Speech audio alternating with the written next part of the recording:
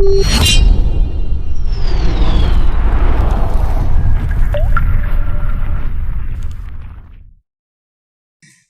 minta nasihatnya Ustadz, jika suami sangat ramah dan gampang ketawa di saat bersama temannya, sedangkan saat bersama istrinya moodnya kadang tidak baik.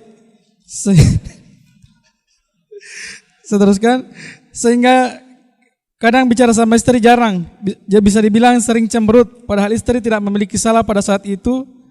Pada saat itu Ustadz, jazakallahu khairan. Ya ini namanya pertanyaan konflik. Jadi kalau pertanyaannya seperti itu saya susah juga menjawabnya. Karena lagi ada konflik dua orang, saya tidak tahu juga apa konfliknya kan. Yang bertanya mungkin dia benar, tapi mungkin dia ada kurangnya juga bertanya. Nah, mungkin suaminya nanti akan bilang, itu pertanyaannya dia kurang itu. Ada lagi begini harusnya dia bilang. Nah, itu kan konflik namanya. Dan wilayah konflik ini saya susah masuk di situ. Saya biasanya nggak mau masuk wilayah konflik.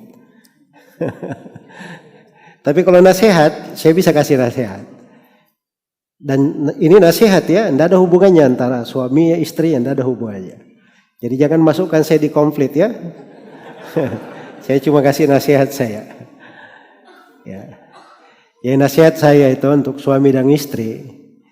Yang pertama, hidup itu mencari ridho Allah, itu yang pertama. Bukan suami cari ridho istri, bukan istri cari ridho manusia. Lihat itu Aisyah radhiyallahu anha. Aisyah itu luar biasa ujiannya itu ya.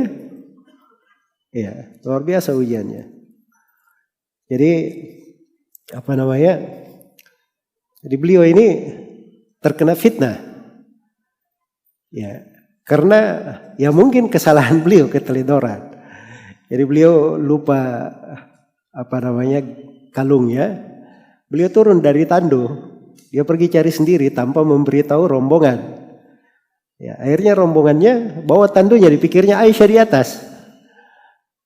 Maka Aisyah setelah balik pasukannya udah jalan. Aisyah akhirnya nunggu di situ.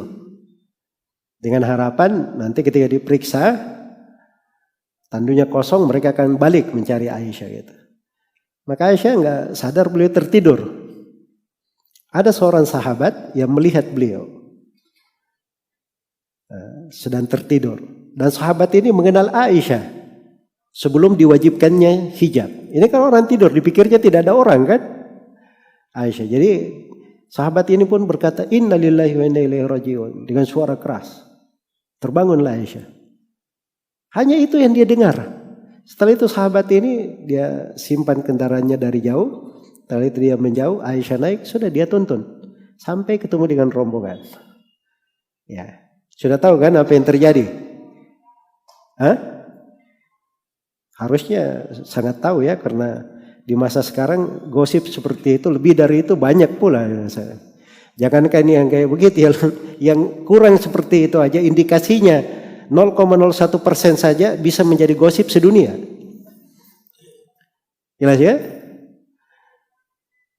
Jadi mulailah digoreng ini oleh orang-orang munafikin, khususnya Abdullah bin Ubay bin Salul.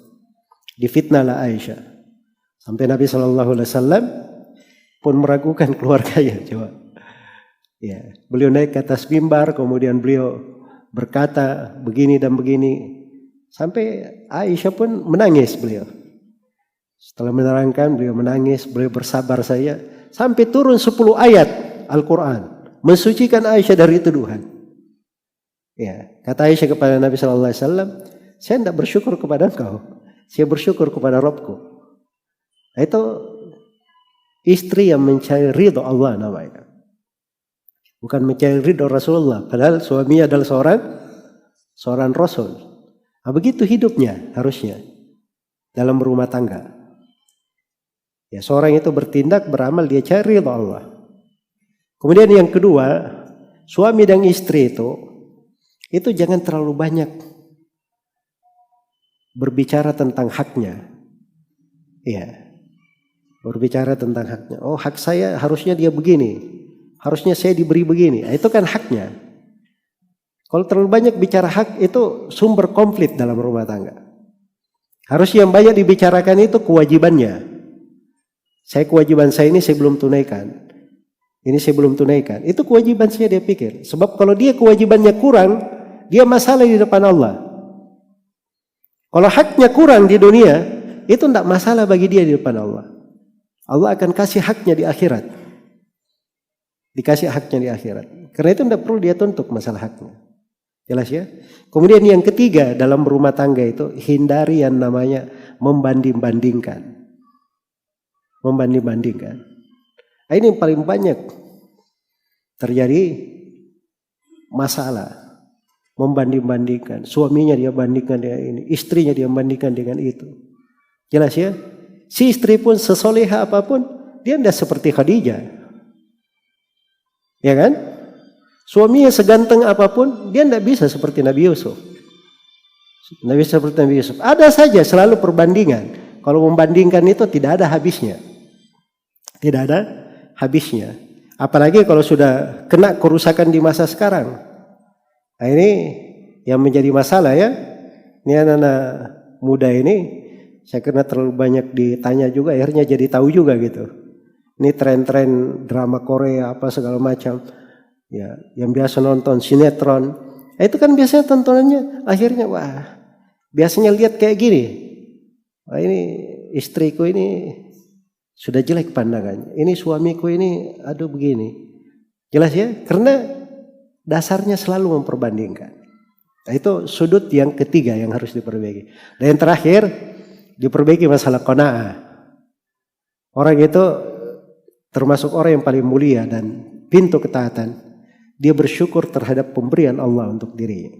Sepanjang dia dalam sebuah mahligai rumah tangga, itu nikmat dan karunia. Syukur itu.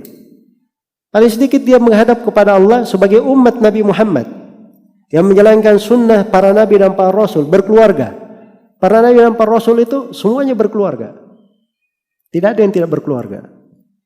Semuanya berkeluarga, para nabi dan para rasul. Jelas ya? Jadi dia hidup bangga, dibangkitkan sebagai orang yang berkeluarga. Itu kan qanaah namanya. Hal itu cukup bagi dirinya.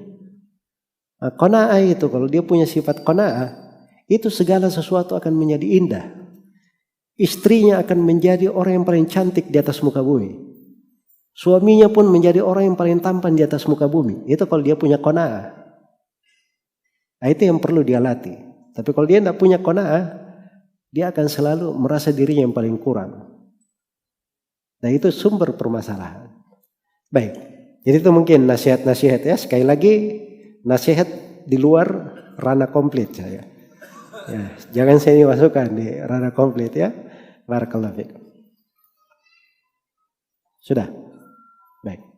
Jadi ini mungkin yang bisa kita kaji di pertemuan malam hari ini. Semoga Allah Subhanahu wa taala memberi taufik kepada semuanya. Wallahu ta'ala alam. Subhanakallahumma bihamdik asyhadu an la ilaha illa anta astaghfiruka wa atubu ilaik. Walhamdulillahi rabbil alamin. Wassalamualaikum warahmatullahi wabarakatuh.